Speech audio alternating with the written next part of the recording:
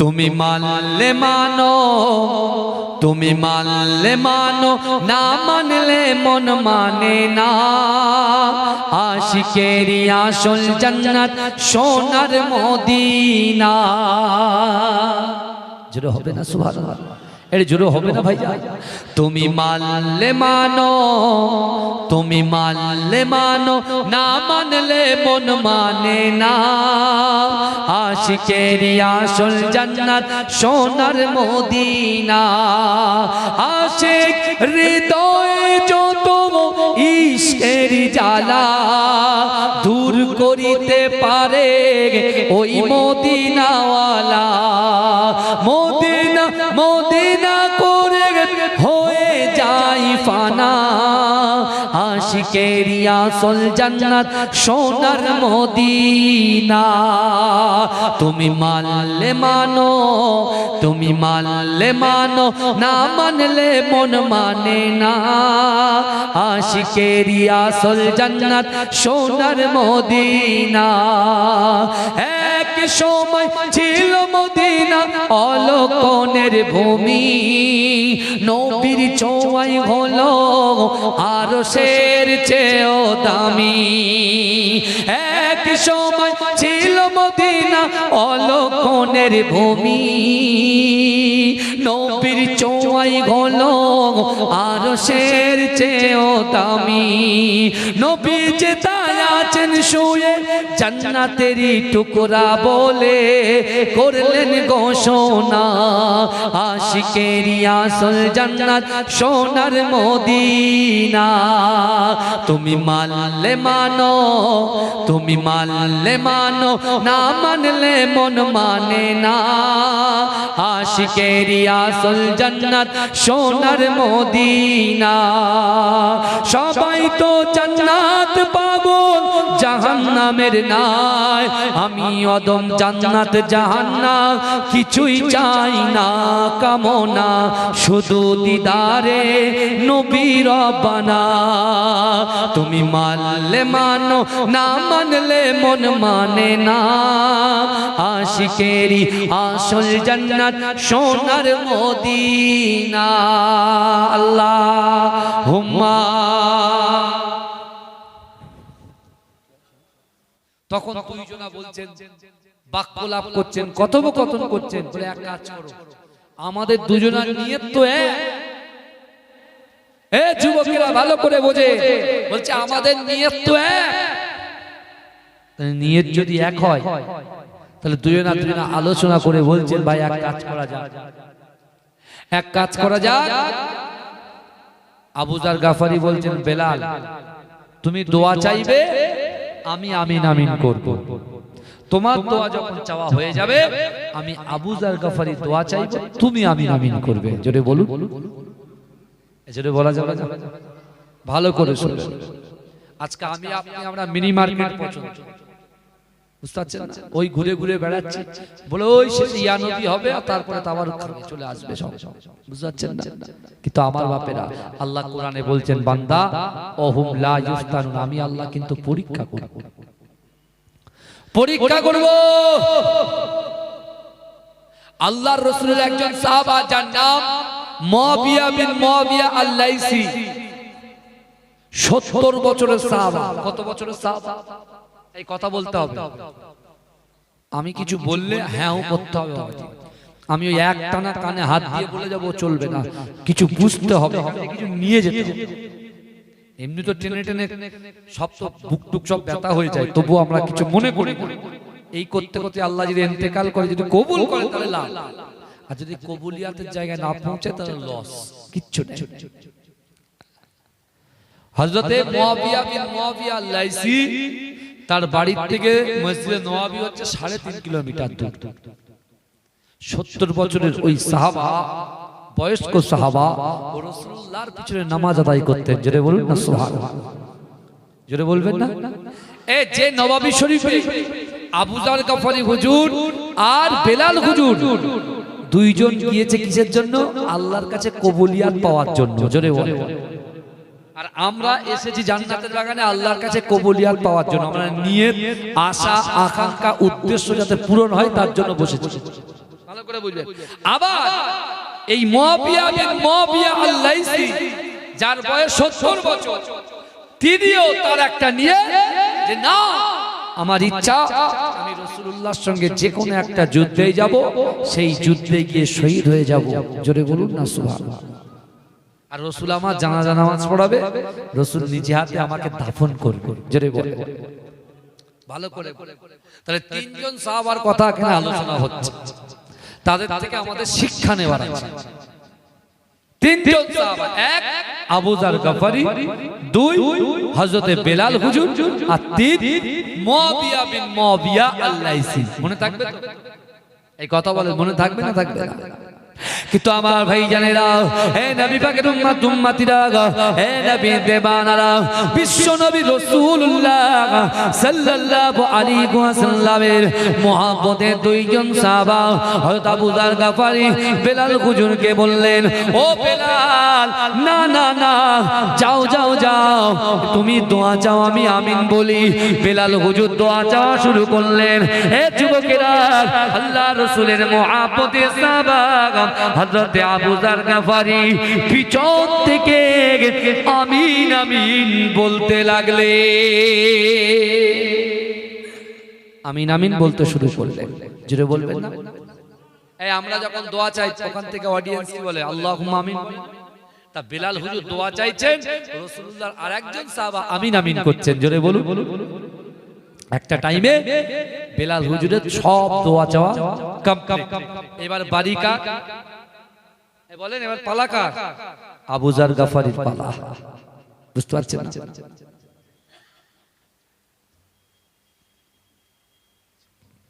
আবু যার গফারি হুজুর, বেলাল বলছে, আবু যার হুজুর এবার আপনি চান দোয়া, আপনি চান। বেলাল হুজুর পিছনে দাঁড়িয়ে আছে, আবু যার গফারি দোয়া চাইছে। কি দোয়া চাইছে দেখেন? আমরা জান্নাত চাই, আমরা জান্নাত চাই সবাই, তাই না? এই দেখেন সাহাবারা কিরাম জান্নাত চাইছে, কি ঘটছে দেখেন। আমরা বাড়ি বসে বসে জান্নাত পাওয়ার ইচ্ছা করি, বাড়ি বসে বসে নামাজ পড়বো না, রোজা রাখবো না, যাকাত দেব না, টাকা থাকবে হজ করব না, টাকা পকেটে আছে দান করব না, এতিমদের মাল নষ্ট করব, স্ত্রীর হক নষ্ট করব, সন্তানের হক নষ্ট করব, স্বামীর হক নষ্ট করব, স্ত্রীর হক নষ্ট করব, আবার আমরা জান্নাতে যাওয়ার আশা করি।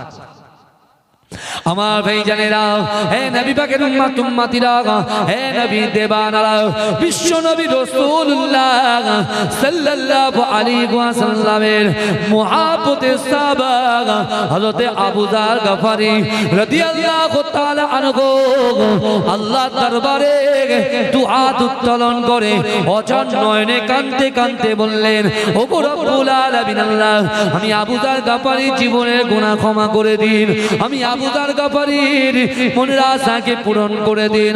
ওগো রব্বুল আলামিন, আল্লাহ, কাল কিয়ামতের মাঠেতে আল্লাহ আপনার হাতে তারাজ্জু থাকবে, আপনার হাতে মিজানের পাল্লা থাকবে। ওগো রব্বুল আলামিন, আল্লাহ, আপনি বান্দাকে 5টা প্রশ্ন করবেন, ওই 5টা প্রশ্নের জবাব বান্দা যদি দিতে না পারে, তার আমলনামাটা মিজানের পাল্লায় আপনি তুলবেন না। ওগো রব্বুল আলামিন, আপনার ওই 5টা প্রশ্নের জবাব আমি আবু যার গফারি যেন দিতে পারি। হে যুবকেরা, হে নবী পাকের উম্মত উম্মতিরা, বিশ্ব নবী রাসূলুল্লাহ সাল্লাল্লাহু আলাইহি ওয়াসাল্লামের মুহাব্বতের সাহাবা হযরত আবু যার গফারি রাদিয়াল্লাহু তাআলা আনহু যখন দোয়া চায়, পিছন থেকে বেলাল হুজুর আমিন আমিন আমিন আমিন বলে। কিন্তু না না না, হে যুবকেরা, হে নবী পাকের উম্মত উম্মতিরা, ওই সময় আবু যার গফারি দোয়া চাইলেন, ওগো রব্বুল আলামিন, আল্লাহ পাক, কাল কিয়ামতের মাঠেতে, কাল হাসরের মাঠেতে আমার রাসূলুল্লাহকে যে জায়গায় দাঁড় করাবেন, আমার রাসূলুল্লাহর পাশে আমি আবু যার গফারিকে দাঁড় করিয়ে দেবেন। হে যুবকেরা, যেই নাই দোয়া চাইলেন, হযরত বেলাল হুজুর আমিন বললেন না।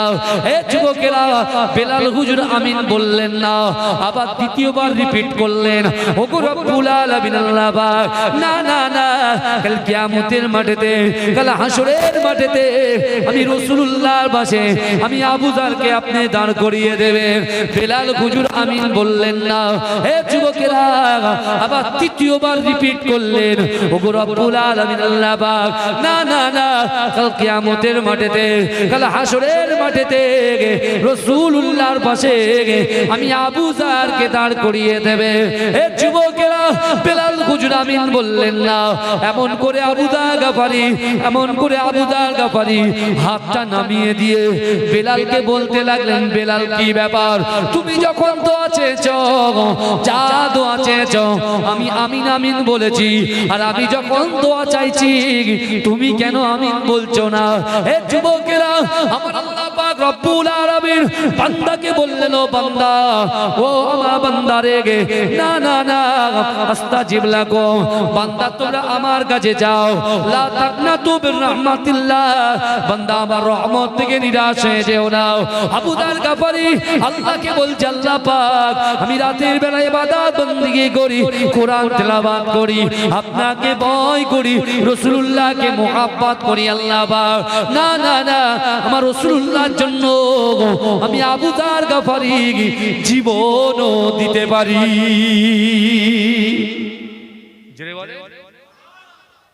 যখন এরকম আল্লাহর কাছে কাঁদছে, দুনিয়ার নেতার কাছে মাথা নত করে করে সব শেষ, ব্যবসাও শেষ, বাণিজ্যও শেষ, সব শেষ, যদি বা কিছু আর্নিং মতো সেটাও মাইনাস হয়ে গেছে।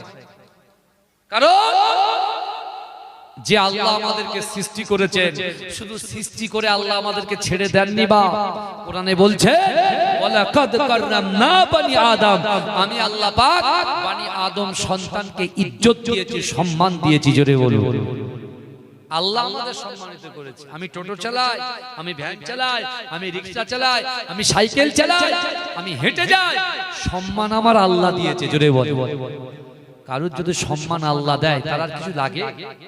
এই কথা বলেন, ইজ্জত দেওয়ার মালিক কে? আল্লাহ। তা আবু যার গাফারি বলছেন, বেলাল, আমি সব কথাই তোমারটা আমিন বললাম, আর আমারটাই তুমি আমিন বলছো না কেন? এটা লজিক আছে কথার ভিতরে। আল্লাহ পাক জিবরাইলকে বলে, জিবরাইল যাও যাও, আর হাবিবুল্লাহকে বলো, যাও তোমার দুই পাগল মসজিদে নববীতে কি করছে একটু দেখে এসো। জোরে বলুন না সুবহানাল্লাহ, এই জোরে বলবেন না? না, আল্লাহ যে কোরআনে বলেছেন, ওয়াসারিউ ইলা মাগফিরাতিম মির রাব্বিকুম, অতি দ্রুত, যত তাড়াতাড়ি সম্ভব কোথায় যাবে? ক্ষমার দিকে এসো, ক্ষমার দিকে বসো। আর আজকে ক্ষমার জায়গায় ওরা সব মিনি মার্কেটে ঘুরছে। কি হবে অবস্থা বলেন তো? আল্লাহ বলছো, বান্দা, আমি মাঝে মাঝে বান্দার উপরে গুস্তা হয়ে যাই। আল্লাহর একটা নাম কহা, আল্লাহ মাঝে মাঝে বান্দার উপরে গুস্তা হয়ে যায়, রেগে যায়। আমি মুর্শিদাবাদে জলসা করছিলাম, আমার আগে একজন বক্তা, বুঝলেন, মুর্শিদাবাদের কথা বলছি, তা মুর্শিদাবাদে জলসা করছে, আমার পরের বক্তা উঠেই আমাকে কাউন্টার দিচ্ছে, বলে আল্লাহ কখনো রাগে না। আমি বলছি, ভাই, অবশ্যই আল্লাহর একটা নাম রহমান, একটা নাম রহিম। তা আল্লাহ মাঝে মাঝে রাগ করে, আর যখনই রাগ করে চারটে আযাব দুনিয়ায় আল্লাহ অবতীর্ণ করে দেয়। চারটে আযাব, কটা বলেন তো? চারটা। আপনি আপনার বাচ্চার মক্তবে পাঠান, এই কথা বলেন, মক্তবে পাঠান? অনেকে পাঠায় না, ইংলিশ মিডিয়াম, ইংলিশ মাস্টার পড়তে পাঠায়, বাংলা মাস্টারের কাছে পড়তে পাঠায়। আলহামদুলিল্লাহ, আপনার মেয়েকে আপনি ডক্টর করেন, মাস্টার করেন, ইঞ্জিনিয়ার করেন, পাইলট করেন, যা ইচ্ছা তাই করেন, শরিয়াতের জ্ঞানটা তো কিছু দিয়ে যা, যাতে করে আপনি ইন্তেকালের পরে আপনার ওই ডক্টর বেটাটা, ইঞ্জিনিয়ার বেটাটা যখন আপনার বুকের উপরে 3 মুঠো মাটি দেবে, মিনহা খলাকনাকুম ওয়া ফিহা নুঈদুকুম ওয়া মিনহা নুখরিজুকুম তারাতান উখরা, তাই যেন এই দোয়াটা পড়ে যেন দিতে পারে। না হলে আমাদের মতো ভাড়া করা হুজুর চলে আসবে, এসে পড়বে, একটু বলে মুয়াজ্জিন সাহেব কি হয়, ইমাম সাহেব ব্যস্ত থাকেন, মুয়াজ্জিন বলে থানা পড় শুধু, মিনহা খলাকনাকুম ওয়া ফিহা নুঈদুকুম ওয়া মিনহা নুখরিজুকুম তারাতান, পড়েই যাচ্ছে, লোক শুধু মাটি দিচ্ছে। অথচ ওই লোক এ থেকে জেড পর্যন্ত জানে না, ক থেকে চন্দ্রবিন্দু চাঁদ পর্যন্ত জানে না। তোর হাতে মোবাইল দেন, মোবাইলের নাড়ি ভুড়ি যা আছে সব বের করে অপারেশন করতে পারবে। ঠিক বলছি তো ভাই? হ্যাঁ, আমার এই কারা কারা রাসূলুল্লাহকে ভালোবাসেন একটু হাত তোলেন তো দেখি, ভালো করে হাত তোলেন। তাকবীর দেন, না রে তাকবীর। এই যুবকরা তাকবীর দাও, এই ইউটিউবাররা সব খুলে দেবো, তোরাও তাকবীর দে, নারে তাকবীর, আরো জোরে নারে তাকবীর। এই ফাঁকিবাজি চলবে না, এই ফাঁকিবাজি চলবে না, সবাই তাকবীর দিতে হবে। ইউটিউবাররা মাশাআল্লাহ এখানে 19-20টা চলে এসেছে আলহামদুলিল্লাহ। ও আমার জন্য আসেনি, আমার পরেরটার জন্য এসেছে, বুঝলেন? হ্যাঁ, আমার জন্য আসেনি। এটা তাকবীর দেন, নারে তাকবীর, নারে তাকবীর। এবারে শুনে, যখন হাত তুলতে বলবো হাত তুলতে হবে। এই দেখেন সব ছেটে গুটে যেন এত জোরে তাকবীর দেবেন যেন ছিঁড়ে গুড়ে যাবে, কেন ঢুকে ঢুকে বলেন ইনশাআল্লাহ, বলবেন না ইনশাআল্লাহ? যে কটা আছে সন্ধ্যের পরে উঠেছি তো, যে কটা আছে একটু হাত তুলে জোরে সুবহানাল্লাহ বলবেন, ঠিক আছে?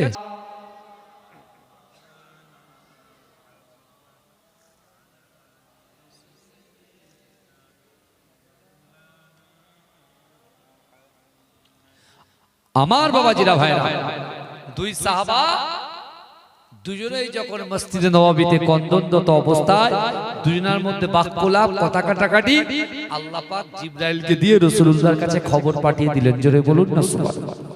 হে, অনেকে বলে আমার রাসূল নাকি মুর্দা, জোরে বলুন নাউযুবিল্লাহ। আমার রাসূল হচ্ছেন জিন্দা, জোরে বলুন। আমার রাসূল হচ্ছেন জিন্দা নবী, জিন্দা। আজও এখান থেকে ৪৫০০ কিলোমিটার দূরে আমার রাসূল তার রওজা আসলাকে, রাসূলুল্লাহ তার রওজা মোবারকে নামাজে হালাতে সিজদারত অবস্থায় উম্মতের কি হবে, উম্মতের জন্য কন্দনরত অবস্থায় আছে, জোরে বলে। আর সেই রাসূলুল্লাহর উপরে আমরা দ্বীন পেয়েছি, ঈমান পেয়েছি, রুজি পেয়েছি। আর সেই রাসূলুল্লাহর যে জায়গাটা পছন্দ করেন তার মনোনীত জায়গায় আমরা এসে একটু বসার ইচ্ছাও আমাদের হয় না। কিন্তু বাবাজি, এই আপনারা যারা এসেছেন আজকের জন্য আপনারা জান্নাতি, জোরে বলে। আজকের জন্য আপনারা জান্নাতি, কেন আল্লাহ বাজে লোকদেরকে জান্নাতে বসায় না, ভালো করে বুঝতে হবে। তাহলে এখানে অনেকে বলতে পারেন যে ভাই মুখে দাড়ি নেই, মুখে দাড়ি নেই, রাসূলুল্লাহর কোনো সুন্নাত নেই। এখানে অনেক ছেলে আছে নামাজ পড়ে না, অনেক ছেলে আছে গালাত গালাত পিকচার ভিডিও সব দেখা হয়ে গেছে, জেনা করা হয়ে গেছে, পরকিয়া হয়ে গেছে, পরনিন্দা হয়ে গেছে, সব হয়ে গেছে। তারপরে আপনি তাকে বলছেন জান্নাতি? আমি বলছি জি হ্যাঁ, তাকে বলছি জান্নাতি। কারণ আপনার কি কিছু বলার আছে? যদি বলার থাকে সামনে এসে বলে, তা কি আছে? হে যুবকেরা, বিশ্বাস করে আজকে দিনে যে যুবকটা গুনাহগার, খাতাকার, সিয়াকার, যার দ্বারাই কঠিন কঠিন গুনাহ হয়ে গেছে, আল্লাহ তাকে এই জান্নাতের বাগানে বসিয়ে আল্লাহ তাকে বলে দিচ্ছেন, আল্লাহ তাকে বুঝিয়ে দিচ্ছেন, বান্দা আমি আল্লাহ তোকে ভালোবাসি, তোকে সুযোগ করলাম, তুই একবার পর ইয়া আইয়ুহাল্লাযীনা আমানু তুবু ইলাল্লাহি তাওবাতান নাসুহা। হে আমার বিশ্বাসী ইমানদার বান্দারা, তোমরা যদি তওবার মতো তওবা করো, আমি আল্লাহ তোমাদের পিছনে গুনাহ কাটাগুলোকে ধুয়ে মুছে সাফ করে দেবো, জোরে বলে, জোরে বলবেন।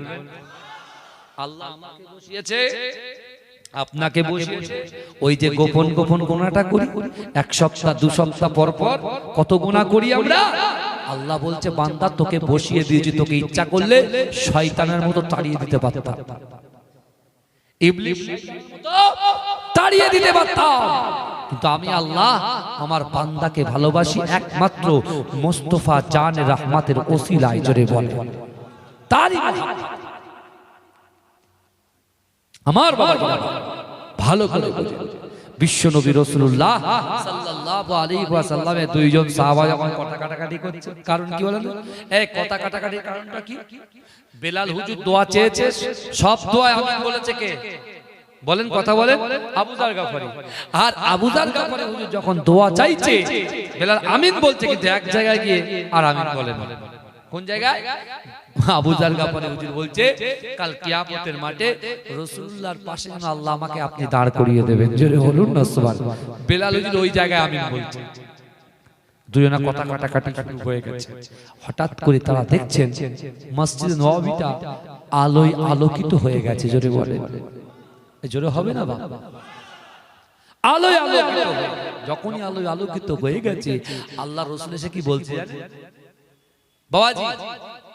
আল্লাহর রাসূল এসে বলছে, বাবা বেলাল, বাবা আবু যার গাফারি, তোমরা তো আজকে রাত্রে আমি রাসূলুল্লাহকে ঘুমাতে দিলে না। রাসূল ঘুমাতে দিলে না, রাসূল জানলো কি? তার মানে এটাই প্রমাণ হয় রাসূলকে আল্লাহ যেটা জানিয়ে দেন আমার রাসূল সেটা জানতে পারেন। যদি বলে এই জোরে বলবেন না সুবহানাল্লাহ, জোরে বলবেন না। আমার রাসূলুল্লাহকে আল্লাহ সব দেখা সব জানে।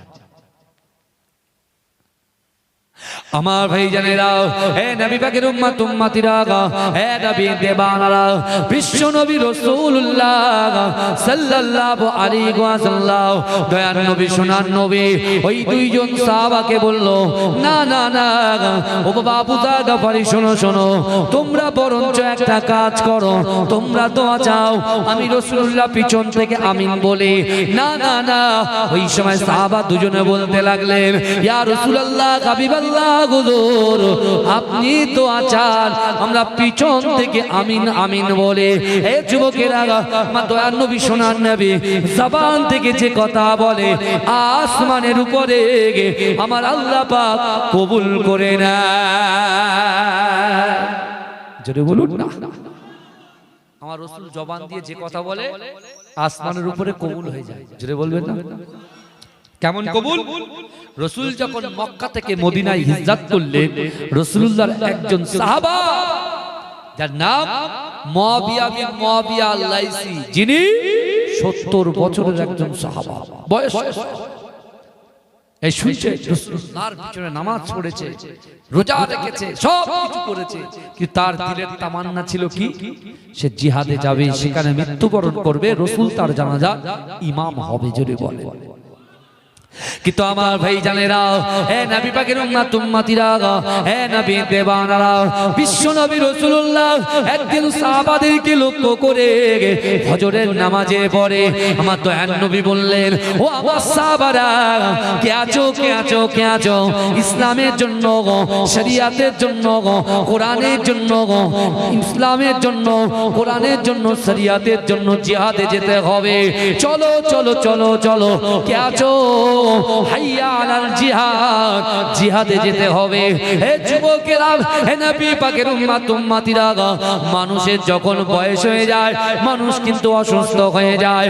আল্লাহ রাসূল সাল্লাল্লাহু আলাইহি ওয়াসাল্লামের মুআব্বতের সাহাবা হযরত মুআবিয়া বিন মুআবিয়া আল-লাইসি এমন করে কিছুদিন হয়েছে প্যারালাইসিস হয়ে গেছে, পা চলতে পারে না, হাত তুলতে পারে না, এমনকি কোমরটাও তুলতে পারে না, একেবারে বিজন শয্যায় শায়িত হয়ে গেছে।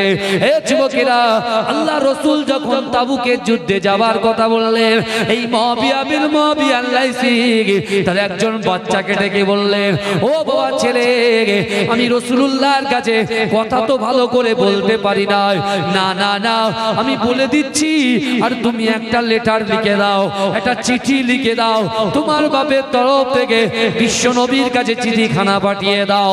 ও যুবকেরা, হে নবী পাকের উম্মত উম্মতিরা, বিশ্ব নবী রাসূলুল্লাহ সাল্লাল্লাহু আলাইহি ওয়াসাল্লামের ওই মুহাব্বতের সাহাবা হযরত মুআবিয়া বিন মুআবিয়া আল-লাইসি একটা চিঠি লিখে নিলেন, একটা চিঠি লিখিয়ে আল্লাহর রাসূলের দরবারে পাঠিয়ে দিলেন।